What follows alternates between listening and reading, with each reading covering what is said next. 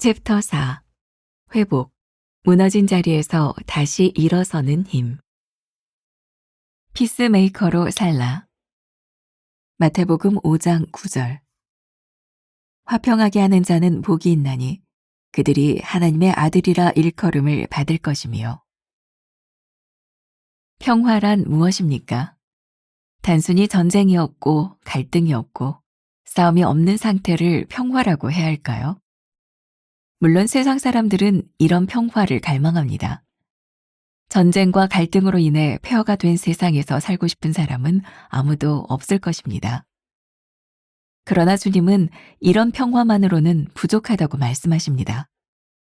화평하게 하는 자란 피스메이커, 곧 갈등과 싸움이 난무한 곳에 평화를 가져오는 사람을 의미합니다. 이 평화는 성령의 능력과 역사를 통해 경험하는 회복의 평화입니다. 예수 그리스도께서 이 땅에 오셔서 하신 일이 바로 화평하게 하는 일입니다. 주님은 죄로 인해 가로막혔던 우리와 하나님의 관계를 회복시키려고 오셨습니다. 막힌 담을 허물러 오신 것입니다. 로마서는 우리 주 예수 그리스도로 말미암아 하나님과 화평을 누리자라고 말합니다. 화평하게 하는 일, 이것이 바로 하나님의 아들이 하시는 일입니다. 또 성경은 할 수 있거든 너희로서는 모든 사람과 더불어 화목하라 라고 권면합니다. 하나님과의 수직적 화평은 필연적으로 사람들과의 수평적 화평으로 확대됩니다. 화평은 나만의 기쁨이 되어서는 안 됩니다. 모든 사람과 더불어 화목하는 것이야말로 하나님의 자녀로 살아가는 삶의 방식일 것입니다. 가정이나 학교나 직장에서 갈등을 일으키지 않도록 노력하십시오. 마치 검투사가 목숨을 걸고 싸우듯이 우리는 평안을 깨뜨리려는 사탄의 계략에 맞서 싸워야 합니다. 갈등의 중심이 아닌 화평의 중심에 서서 주변 사람들에게 하나님의 평안을 전하는 삶을 사십시오.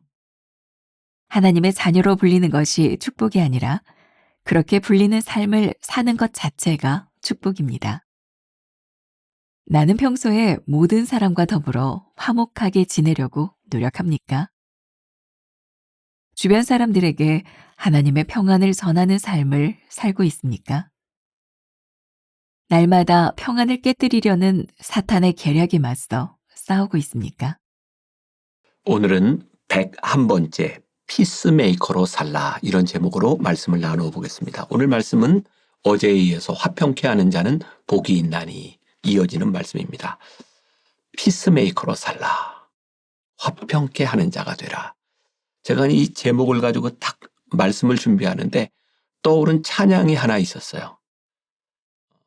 예수 나의 치료자라는 찬양인데 예수 나의 좋은 치료자 그의 눈이 머무는 곳은 나의 슬픔과 고통 고개를 들어 그의 눈을 볼 때에 난 알았네. 예수 나의 좋은 치료자 그의 손길이 닿는 곳은 나의 상처와 아픔 영원히 흐를 것 같았던 눈물 다 멎었네. 예수 나의 치료자. 이 찬양이 좀 길기는 한데 한번 우리 찬양팀과 함께 불러보면 좋겠습니다. 예수 나의 치료자.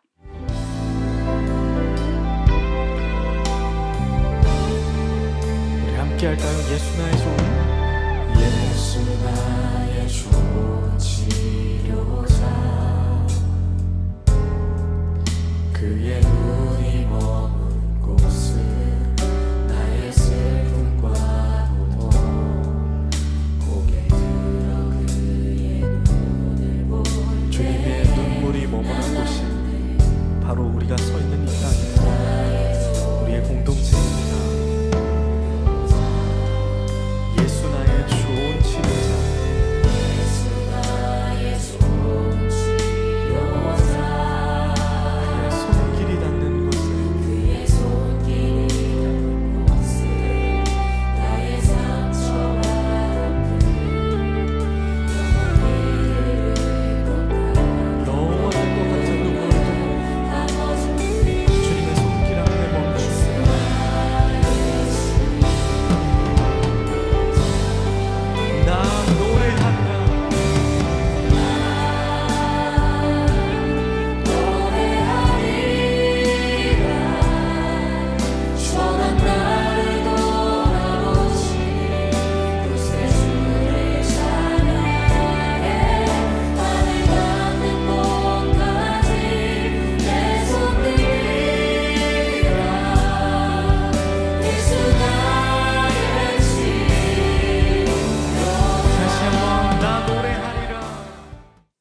따라 부르셨어요? 예수 나의 치료자. 이게 저에게는 피스메이커라는 이미지로 다가왔어요. 그렇구나. 예수 나의 치료자. 그분의 손길이 닿는 곳에 우리를 치료하시는 그 손길은 피스메이커구나. 갈등이 치료되고 우리의 질병이 치료되고 예수님이 함께 하시는 곳에 나타날 수 있는. 어제 제가 여러분들에게 화평케 하는 자는 하나님의 본성이라는 이야기를 했어요. 그리고 화평케 하는 자로 살아가면 하나님의 아들된 모습이 이미 우리들에게 드러나는 것. 그것이 이미 축복이라는 말씀을 드렸어요. 자, 이런 도전을 한번 드리고 싶어요. 여러분들이 우리가 화평케 하는 자로 살아간다면 그거 진짜 얼마나 복된 일일까. 그리고 우리가 화평케 하는 자로 살아갈 때 우리의 공동체 안에서 하나님이 드러나고 하나님의 본성, 하나님의 영광이 드러난다면 얼마나 복된 일이겠는가. 더구나 이 갈등이 많은 이 우리 사회 한가운데서 하나님의 만지심, 하나님의 다스림이 있다면 얼마나 큰 축복일까. 우리는 지금 어느 때보다도 굉장히 심한 극단적인 갈등의 시대를 살아가고 있어요. 이념적으로. 나와 맞지 않는 사람들은 절대로 용납하지 않겠다고 하는 우리 교회 공동체 안에서도 극단적으로 나누어진 사람들이 내 생각을 가지고 있다는 것이 잘못된 것이 아니라 상대방을 향하여 증오하고 상대방을 향하여 욕설이 난무하는 그런 모습들을 보면서 우리가 진짜 복 있는 자인가 라는 생각을 해보게 돼요.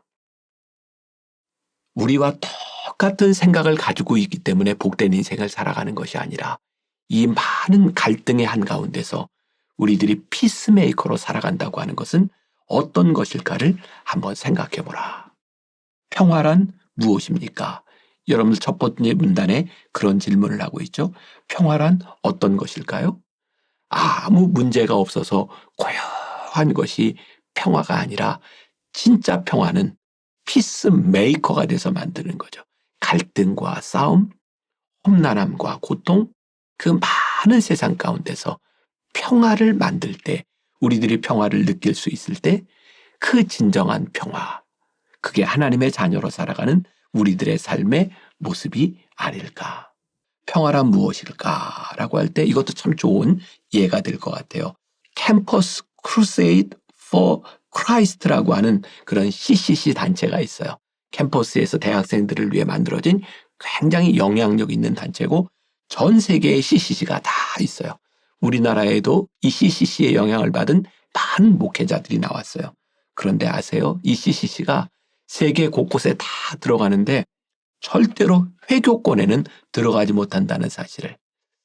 CCC, 캠퍼스 크루세이드. 크루세이드가 뭔가요? 십자군이라는 거예요. 캠퍼스 십자군, 그리스도를 위한. 왜 이슬람권 회교 국가에 이 CCC가 들어가지 못할까요? 오래전 십자군 전쟁이 일어날 때 이슬람과 그리고 기독교 간의 전쟁이 일어날 때 얼마나 많은 사람들이 죽었는지, 십자가를 들고 십자군이라는 이름으로 들어와서 얼마나 많은 사람들이 죽고 죽였는지 이슬람권에 있는 사람들은 십자군이라고 하는 말을 절대로 용납하지 못해요. 우리들은 여러 가지 이야기를 할 수 있을 것 같아요. 신앙의 가치를 위해서, 우리들 무언가를 위해서, 성질을 탈환하기 위해서. 그러나 그런 이름으로 나아갔다 할지라도 우리가 평화를 만드는 사람이 아니라 증오를 만들어내고 있다면 그것 하나님이 어떻게 보실까? 그리고 역사가 증명하는 것 중에 이 싸움들이 단순한 신앙의 싸움이 아니라 그들이 가지고 있었던 정치적인 세력, 힘을 가지고 땅을 차지하기 위해서 십자군이라고 하는 이름으로 나가서 싸웠던 그 증오의 역사들이 있어요. 그것뿐일까요? 여러분, 미국의 노예 해방 운동이 일어났을 때 그 남부에 많은 크리스찬들이 하나님의 이름으로 흑인들을 대했던 그 엄청난 미움, 증오, 학대, 그 가운데서 하나님의 본성의 모습은 어디 있었을까? 우리가 잘 아는 프랜시스의 평화의 기도라고 라는 시가 있죠. 주여 나를 평화의 도구로 써주소서. 미움이 있는 곳에 사랑을, 상처가 있는 곳에 용서를, 분열이 있는 곳에 일치를, 오류가 있는 곳에 진리를, 의심이 있는 곳에 믿음을, 절망이 있는 곳에 소망을, 어둠이 있는 곳에 광명을, 슬픔이 있는 곳에 기쁨을 심게 하소서. 위로받기보다는 위로하고, 이해받기보다는 이해하며, 사랑받기보다는 사랑하게 하소서. 자기를 줌으로써 받고 자기를 버려 죽음으로써 영생을 얻기 때문이니 생명의 주 예수 그리스도의 이름으로 기도합니다. 저도 오늘 이 프랜시스의 이 기도를 읽으면서 새롭게 생각하게 되는 게 있어요. 이 노래 정말 많이 불렀어요. 제가 고등학교 때 남성 중창을 하면서 그 당시에 이 평화의 기도가 얼마나 유행을 했는지 몰라요. 주여 나를 평화의 도구로, 정말 많은 곳에 가서 이 노래를 불렀어요. 그런데 오늘 이 시를 다시 한번 읽으면서 평화의 기도가 이런 기도였구나. 우리가 만들어내는 것이 이런 것이었구나. 라는 것을 다시 한번 생각하게 돼요.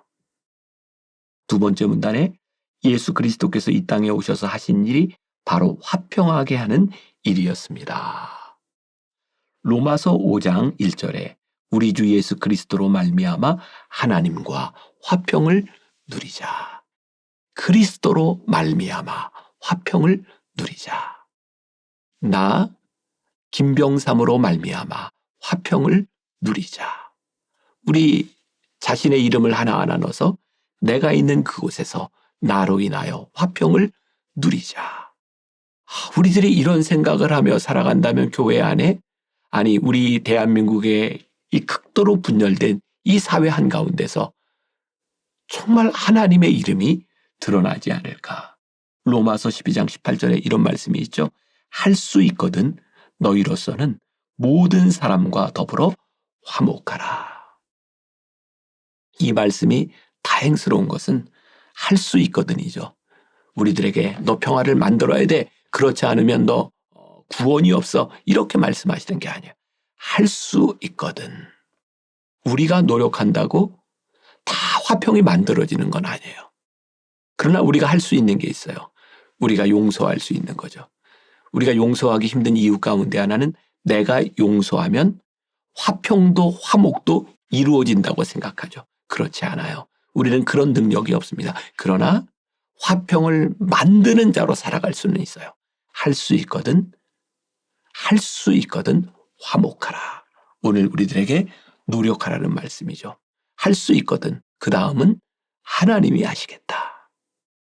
세 번째, 화평은 나만의 기쁨이 되어서는 안 됩니다. 모든 사람과 더불어 화목하라. 하나님의 자녀로 불리는 우리로 인하여 하나님의 자녀를 만들어가는 사람들, 그게 오늘 우리들에게 이야기하는 피스메이커로 살라고 하는 말씀이 아니겠는가. 혹시 오늘 여러분들 공동체에서 모임이 있다면 한번 그런 걸 나눠보면 좋을 것 같아요. 내가 사는 가정에서, 내가 일하는 일터에서 피스메이커가 된다고 하는 것은 어떤 일일까? 또 여러분들 교회 안에 어떤 갈등이 있다면 하나님, 저로 인하여 우리 교회의 갈등을 해결할 수 있는 피스메이커는 어떤 역할일까요? 그리고 참 마음 아픈 이념적으로 자꾸 서로 증오하는 모습들이 참 많아요. 이거 하나님이 기뻐하시는 일일까?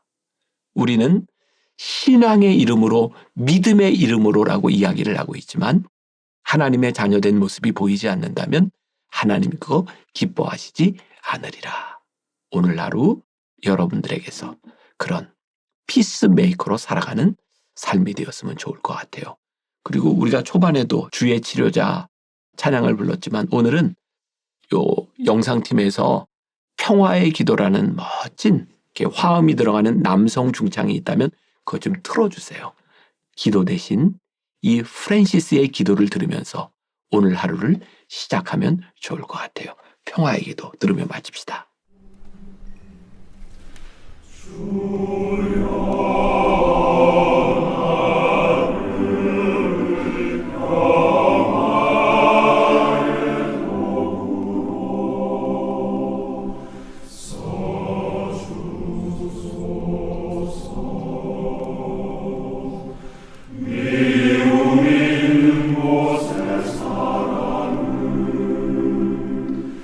상처가 있는 곳에 용서를,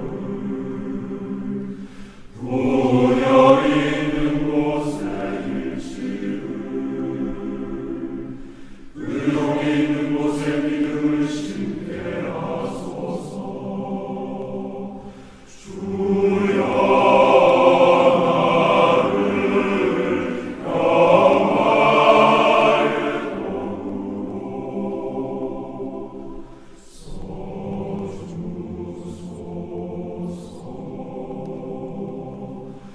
오류가 있는 곳에 진리를, 절망이 있는 곳에 희망을, 어둠이 있는 곳에 광명을, 슬픔이 있는 곳에 기쁨을 심게 하소서. 위로받기보다는 위로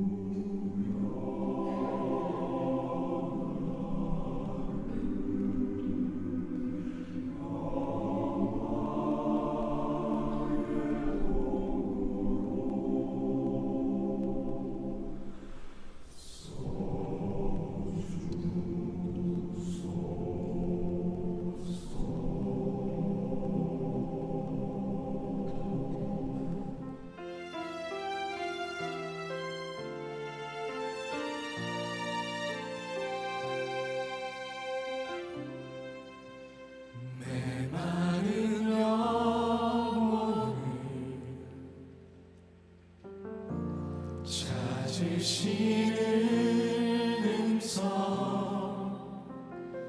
따스한 숨결로 시선